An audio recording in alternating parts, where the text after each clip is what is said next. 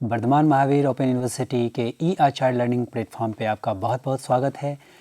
आपको बहुत खुशी होगी कि आज हमारे बीच जो सैम्पलिंग टेक्निक के जो एक्सपर्ट हैं doctor Patanjali Mishra assistant professor school of education में हैं। पतंजलि मिश्रा जी, आपका बहुत बहुत स्वागत है इस लर्निंग प्लेटफॉर्म ई आचार्य पे। हमारे बीच बहुत सारे रिसर्च स्कॉलर्स हैं और आप जानते होंगे कि रिसर्च स्कॉलर्स के मन में एक बहुत ही एक गहन सवाल होता है कि सैम्पलिंग को हम कैसे डिफ़ाइन करें, सैम्पलिंग के टेक्निक्स को हम समझें। तो सैम्पलिंग की जितनी भी टेक्निकलिटी है उन पे तो हम लोग ने काफ़ी ब्रॉड डिस्कस किया है और उसमें से जो एक पहलू है जिसको स्ट्रेटिफाइड रैंडम सैम्पलिंग कहते हैं। तो आज हम लोग इस शो में स्ट्रेटिफाइड रैंडम सैम्पलिंग का जिक्र करेंगे। तो सबसे पहले पतंजलि जी, मैं ये जानना चाहूँगा और हमारे रिसर्च स्कॉलर्स भी जानना चाहेंगे कि स्ट्रेटिफाइड रैंडम सैम्पलिंग को सैम्पलिंग की क्लासिफिकेशन के पॉइंट ऑफ व्यू से यदि देखा जाए तो हम इसको किस रूप में और किस प्रकार में हम इसको वर्गीकृत करेंगे। Basically doctor Singh, thank you. सबसे पहले तो आपका धन्यवाद देता हूँ मैं। उसके बाद बेसिकली सैम्पलिंग स्ट्रैटेजी जो है वो दो तरीके से हम सैम्पलिंग स्ट्रैटेजी को दो भागों में बांटते हैं। बिल्कुल। एक तरीका जो बांटने का होता है चांस के आधार पर, जिसमें कि हम प्रोबेबिलिटी सैम्पलिंग और नॉन प्रोबेबिलिटी सैम्पलिंग में बांटते हैं, और एक रेस्ट्रिक्टेड सैम्पलिंग और एक नॉन रेस्ट्रिक्टेड सैम्पलिंग, दो ये तरीके होते हैं बांटने के। तो यदि देखा जाए तो ये जो स्ट्रेटिफाइड रैंडम सैम्पलिंग जो है वो एक प्रोबेबिलिटी सैम्पलिंग का टाइप है, का प्रकार है। ओके। और ये बेसिकली रेस्ट्रिक्टेड टाइप की सैम्पलिंग होती है, प्रोबेबिलिटी सैम्पलिंग जो है।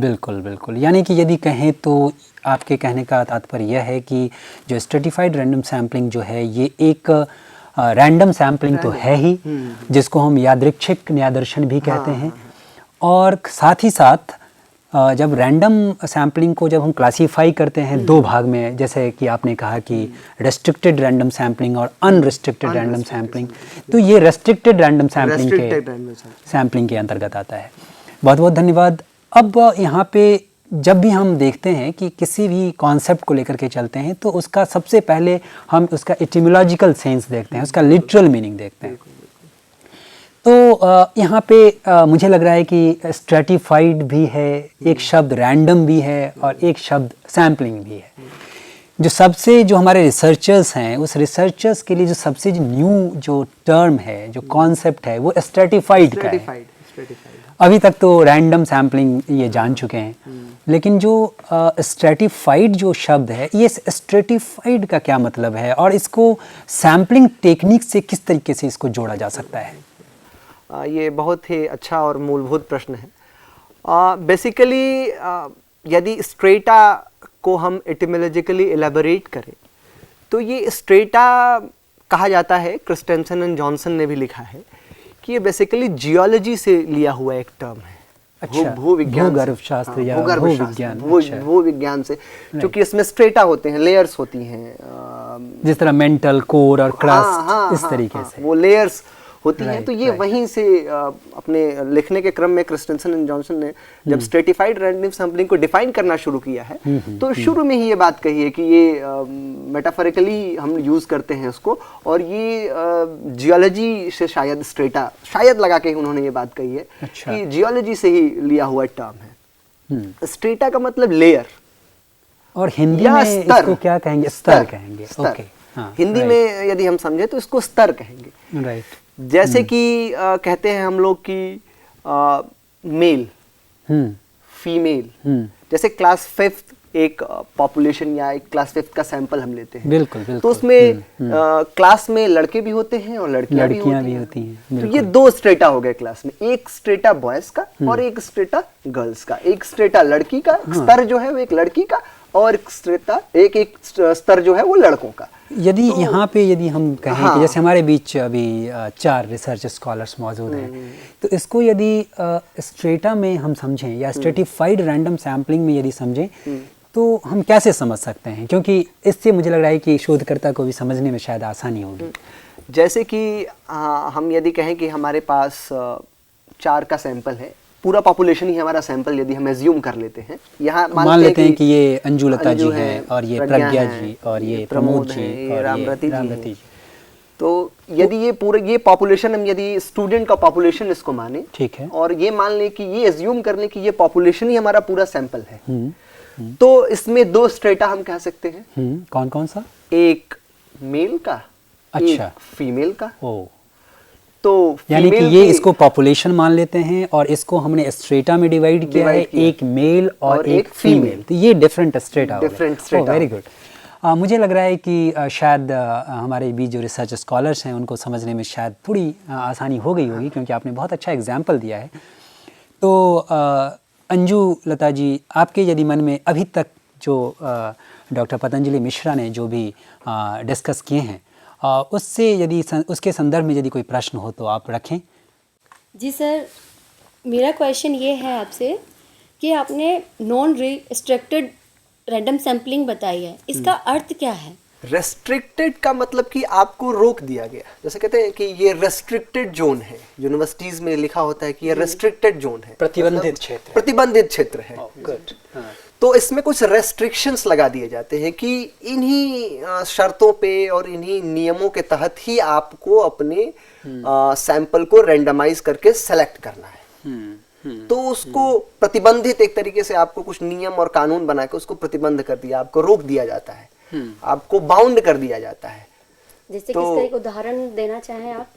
एक क्लास 5th है, हमने सिर्फ क्लास 5th एक उसमें सिर्फ गर्ल्स पर ही हम अध्ययन करना चाह रहे हैं, तो ये नॉन रिस्ट्रिक्टेड हो गया। इसमें ऐसा है कि जैसे कि एक क्लास 5th है जी, ठीक है, इसमें मैंने स्ट्रेटा बना लिया मेल का, फीमेल का, और भी दूसरे स्ट्रेटा हो सकते हैं, रूरल, अर्बन। जी बिल्कुल, मतलब कुछ शहरी क्षेत्र के भी हो सकते हैं, कुछ ग्रामीण क्षेत्र के, या कुछ ऐसे भी हो सकते हैं, वर्किंग वुमेन्स के बच्चे हो सकते हैं, नॉन वर्किंग वुमेन्स के लड़के या लड़कियां हो सकते हैं। ये डिफरेंट स्ट्रेटाज हैं, यही डिफरेंट स्ट्रेटाज, यही डिफरेंट स्तर है, स्तर जिसे कहेंगे। जब मैं अपना विषय से संबंधित सैंपल लेना चाहूँ, अब ये जैसे कहा आपने अर्बन, रूरल, वर्किंग, और ये इनमें से मैं कोई एक ही वो चीज पसंद करूंगी या फिर कम से कम दो चीजें? रूरल भी पसंद कर लिया मैंने, और उसमें से मैंने कुछ वर्किंग पेरेंट्स के बच्चे हैं उनको भी मैं ले सकती हूँ, या फिर सिर्फ रूरल अर्बन तक ही सीमित ये तो आपके रिसर्च के ऑब्जेक्टिव पे डिपेंड करेगा। और मुझे लग रहा है कि जैसे आप सपोज कि जो रेस्ट्रिक्टेड है, कि जैसे मैंने दो यहाँ पे ऑब्जेक्ट हैं, ठीक है, तो एक ये है कि सपोज हमें इसको सेलेक्ट करना है, रैंडमली सेलेक्ट करना है, ठीक है, तो हमने आँख में पट्टी बांधी और हमने किसी एक को सेलेक्ट कर लिया। ऐसा भी हो सकता है कि जब अब इसका एक सिलेक्शन हो गया तो इसको हम अलग रख सकते हैं, ठीक है। अब कितने बचे? एक बचा और मान लिया सपोज कि 2 और 3 और होते, मान लिया कि 3 और होते यहाँ पे, तो एक को हमने हटा दिया तो कितने बचे? 2 बचे। यानी कि इसको अब हमने क्या कर दिया? प्रतिबंधित कर दिया। ये चूंकि एक बार ये सेलेक्ट हो चुका है, अब ये दोबारा हम इसमें इस एरिया में नहीं रखेंगे, है ना। अगर जाते हैं तो वो रिस्ट्रिक्टेड, अनरेस्ट्रिक्टेड हो जाएगा, कि यानी कि कोई रेस्ट्रिक्शन नहीं है। मुझे बस 5th क्लास के बच्चे लेने हैं, वो भले ही अर्बन हो। एक बार जिस यूनिट को आपने सेलेक्ट कर लिया उसको फिर से हम पॉपुलेशन में शामिल नहीं करेंगे। इम्पॉर्टेंट जो कनोटेशन है स्ट्रेटिफाइड रैंडम सैम्पलिंग का, कि पॉपुलेशन को हम डिफरेंट एंगल से डिवाइड कर देते हैं। जैसा कि आपने कहा कि मेल में, फीमेल में, रूरल में, अर्बन में, लिटरेट में, इलिटरेट में, मतलब शिक्षित, अशिक्षित, बहुत तरीके के स्तर बनाए जा सकते हैं। और उस एट्रीब्यूशन के आधार पे जितने वर्गीकरण होंगे वही शायद स्ट्रेटा होगा। बहुत अच्छा।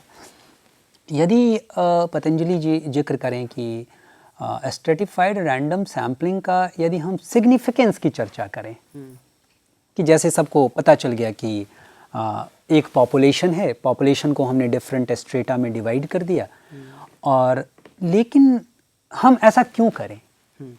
ये एक बहुत अहम सवाल है, क्योंकि रिसर्चर हमेशा वाई पे ज़्यादा जोर डालते हैं कि कोई भी काम करें तो उसके पीछे क्यों का आंसर जानना बहुत ज़रूरी है। क्योंकि कल के डेट में यदि मुझसे पूछे कि यही सैम्पलिंग आपने क्यों किया, दूसरा क्यों नहीं किया, तो शोधकर्ता को यदि आप बताएंगे कि इसका सिग्निफिकेंस, तो बहुत अच्छा होगा।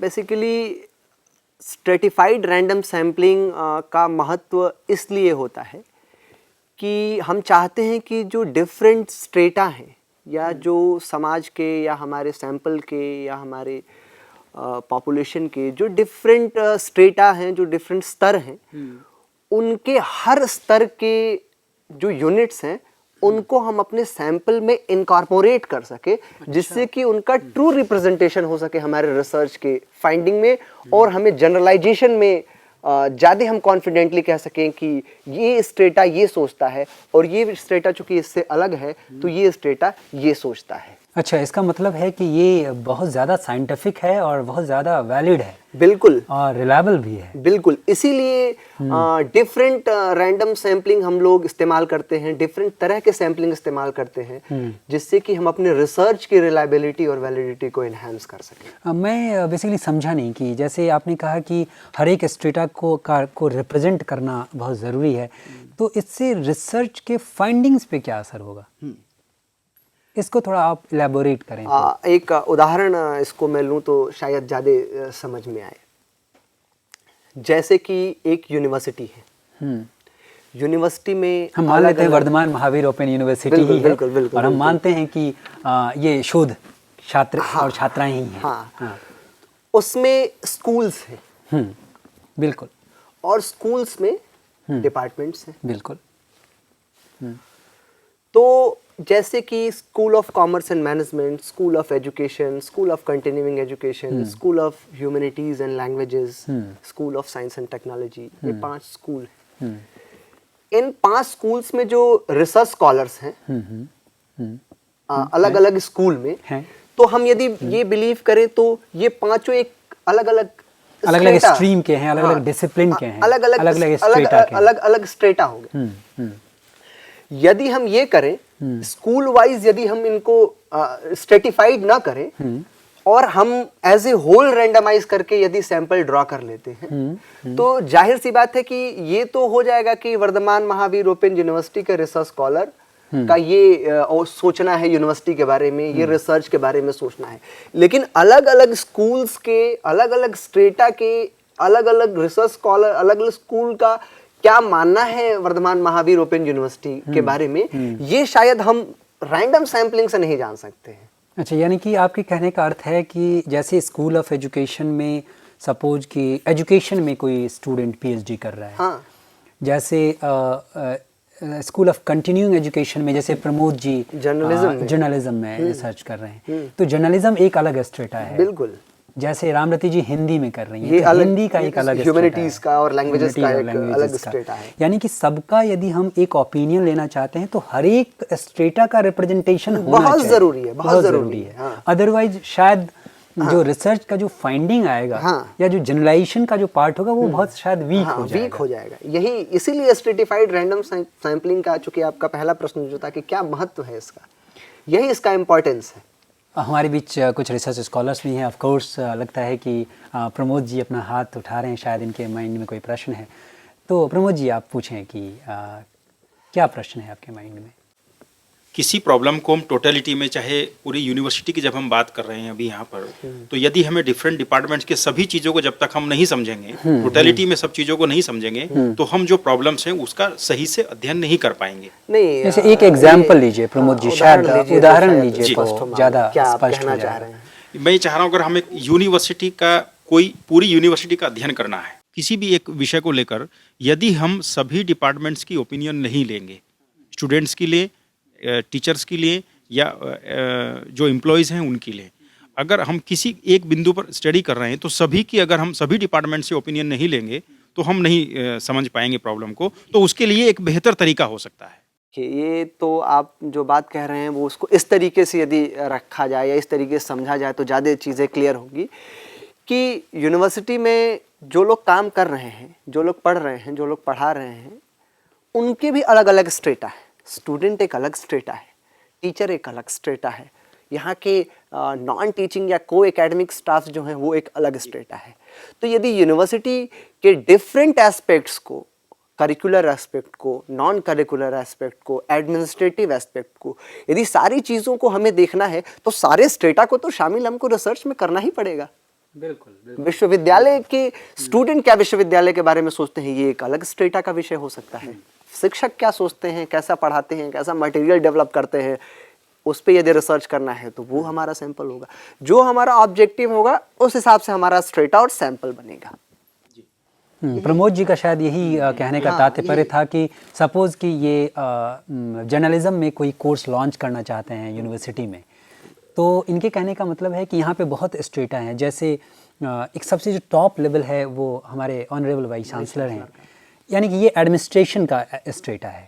फिर हमारे एकेडमिक स्टाफ्स हैं, फिर को एकेडमिक स्टाफ हैं। यानी कि यदि किसी एक प्रोग्राम को यदि हमें लॉन्च करना है तो जितने भी उसके स्टेक होल्डर हैं वो सारे स्ट्रेटा हैं। हाँ, सारे स्ट्रेटा है, सारे स्ट्रेटा हैं। और जब तक सबका हम सिलेक्शन नहीं करेंगे तब तक शायद प्रॉब्लम को टोटलिटी में हम नहीं समझेंगे। तो हाँ, आपका जो सवाल था वो वाकई बहुत अच्छा था, और शायद टोटलिटी में ही पॉपुलेशन को रिप्रेजेंट करने के लिए स्ट्रेटिफाइड रैंडम सैम्पलिंग एक बहुत अच्छा मैकेनिज्म है। यानी कि सब में से थोड़ा थोड़ा सैंपल सब में से लेना जरूरी है ताकि सब का प्रतिनिधित्व हो सके। हाँ, बिल्कुल, आपने सही समझा। बिल्कुल सही समझा। यही स्ट्रेटिफाइड सैंपलिंग का मूल मंत्र है। मूल मंत्र है। तो पतंजलि जी बहुत बहुत धन्यवाद। और ख़ास करके अभी तक हम लोगों ने समझा कि स्ट्रेटिफाइड रैंडम सैम्पलिंग का बेसिक कनोटेशन क्या है और उसका लिटरल मीनिंग क्या है और उसका सिग्निफिकेंस क्या है, और एक रिसर्चर किस तरीके से इसको क्यों यूज़ करे, ये अभी तक आपने बताया। बहुत बहुत धन्यवाद। अब इसके दूसरे पड़ाव पे हम लोग यदि चलें तो जो एक हमारे माइंड में जो एक सहज सा प्रश्न है वो ये है कि स्ट्रेटिफाइड रैंडम सैम्पलिंग के बहुत सारे क्लासिफिकेशंस भी होते होंगे, बहुत सारे टाइप्स होते होंगे, क्योंकि जैसे रैंडम सैम्पलिंग के बहुत सारे टाइप्स हैं, तो उसी तरह स्ट्रेटिफाइड रैंडम सैम्पलिंग को यदि हम क्लासीफाई करना चाहें, वर्गीकृत करना चाहें, डिवाइड करना चाहें, तो कितने तरह के क्लासिफिकेशन पॉसिबल हैं? बेसिकली चार तरीके के क्लासिफिकेशन हो सकते हैं इसमें। अच्छा। पहला क्लासिफिकेशन जो होता है वो प्रोपोर्शनेट सैम्पलिंग का होता है। राइट, प्रोपोर्शनेट, अनुपातिक। दूसरा जो होता है वो डिसप्रोपोर्शनेट होता है, या जस्ट उसका अपोजिट, जस्ट एंटीथेसिस। बिल्कुल। तीसरा जो होता है वो इक्वल एलोकेशन का जो अपॉर्चुनिटी होती है, जो सैम्पलिंग का तरीका होता है वो होता है स्ट्रेटिफाइड। और चौथा और आखिरी जो होता है वो ऑप्टिमम एलोकेशन का। अच्छा, अनुकूलतम। अच्छा, तो इसको यदि मुझे लग रहा है कि मैं स्टूडेंट से ही पूछ लेता हूँ कि जैसा कि अभी हमारे एक्सपर्ट महोदय ने बताया कि जो सैम्पलिंग है, जो स्ट्रेटिफाइड रैंडम सैम्पलिंग है, उसको हम लोगों ने टेंटेटिवली हम लोग चार क्लासिफिकेशन में और चार टाइप्स में डिवाइड कर सकते हैं। वो प्रोपोर्शनेट रैंडम सैम्पलिंग, फिर डिसप्रोपोर्शनेट, फिर इक्वल एलोकेशन और फिर ऑप्टिमम। तो इस संदर्भ में यदि रामरती जी आपके माइंड में यदि कोई प्रश्न आ रहा हो तो आप पूछ सकते हैं कि चारों में से आपको क्या लग रहा है कि कौन सा टाइप आप नहीं समझ पा रही हैं? अनुपातिक के बाद जो दूसरा नंबर आपने बताया उसका थोड़ा हिंदी में डिसप्रोपोर्शनेट। जैसे कि रजनी जी ने जैसे ही पूछा तो उन्होंने कहा कि अच्छा, प्रोपोर्शनेट और डिसप्रोपोर्शनेट।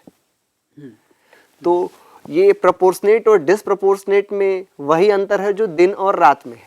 एक दूसरे के विपरीत, बिल्कुल एक दूसरे के विपरीत। यदि वो अनुपात की बात करता है कि एक समान अनुपात में होना चाहिए, तो डिसप्रोपोर्शनेट सैंपलिंग कहता है कि समान अनुपात में नहीं भी हो सकता है, किसी में से ज्यादा और किसी में से कम, किसी में से ज्यादा, किसी में से कम। जब अनुपात बराबर ना हो, असमानुपातिक हो जाएगा। हाँ, ये समानुपातिक का ठीक उल्टा।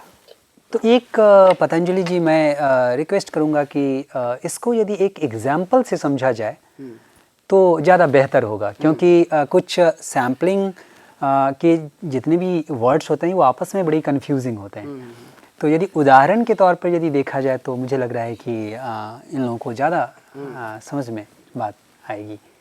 उदाहरण के तौर पे यदि प्रोपोर्शनेट सैम्पलिंग को हमको समझना हो तो यदि हम एज्यूम करते हैं कि किसी क्लास में 100 बच्चे हैं, एक एजम्पशन लेके चलते हैं समझने के लिए, किसी क्लास में 100 बच्चे हैं। आप लोग नोट कर सकते हैं इसको कि हाँ, कि सपोज मान लिया जाए कि 100 बच्चे हैं। हाँ। 100 बच्चे हैं।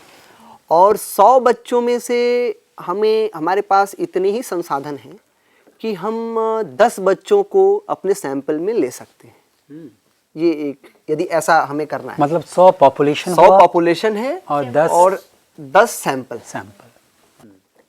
10 सैंपल में यदि 6 बॉयज हैं और 4 गर्ल्स हैं, और हमारा स्ट्रेटिफिकेशन का जो वेरिएबल है वो मेल एंड फीमेल पे, जेंडर है हमारा स्ट्रेटिफिकेशन वेरिएबल, मेल और फीमेल पे हम यदि स्ट्रेटिफाई कर रहे हैं, तो यदि 6 लड़के हैं और 4 लड़कियां हैं, तो ये कैसे, यदि प्रोपोर्शनेट सैंपलिंग हम कर रहे हैं तो ये कैसे ड्रॉ होगा, ये कैसे समान रूप से हम ड्रॉ कर पाएंगे, यही प्रोपोर्शनेट सैंपलिंग का विषय है। छात्र या लड़कियां भी 5 ही हो और लड़के भी 5 हो, दोनों बराबर। जैसे मान लिया कि इन्होंने कहा कि 100 लोग हैं और 100 में मान लिया जाए कि 60 लड़के हैं और 40 लड़कियां हैं, तो क्या अनुपात, किस अनुपात में लड़के लड़कियां हैं?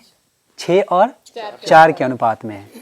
यदि हमें 10 ही लोगों को लेना है तो पतंजलि जी मुझे लग रहा है कि 6 लड़के और 4 लड़कियां इसी अनुपात में हमें ले लेना चाहिए। इसी अनुपात में ले लेना चाहिए, यही प्रोपोर्शनेट सैंपलिंग हुआ।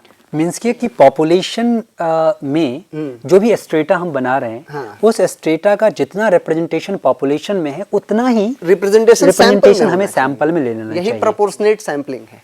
और हाँ, प्रोपोर्शनेट जो है हम कितना भी ले सकते हैं, गर्ल्स को भी ज्यादा लग सकते हैं, बॉयज को भी ज्यादा कर सकते हैं।